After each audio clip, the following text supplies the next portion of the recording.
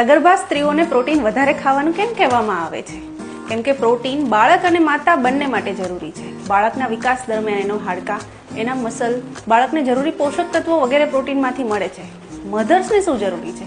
તો કે સગર્ભા માતાઓના પોતાના શરીરમાંથી કેલ્શિયમ બાળકને જાય છે, એના શરીરમાંથી પ્રોટીન જાય છે. એટલે મધરનું એટલે કે સગર્ભા માતાઓનું જે મસલ માસ છે, જે એના સ્નાયુઓ છે, જે પોતે પણ એ સમયે સપ્રેસ થતા હોય છે, જેના માટે એને પ્રોટીનની જરૂર છે.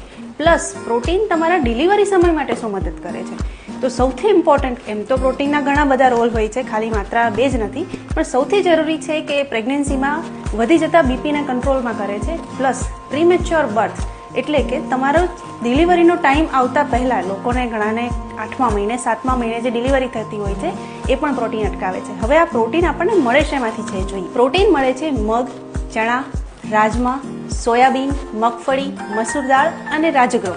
આવી વધુ જાણકારી માટે મારા સોશિયલ મીડિયા એકાઉન્ટને ફોલો કરી દો.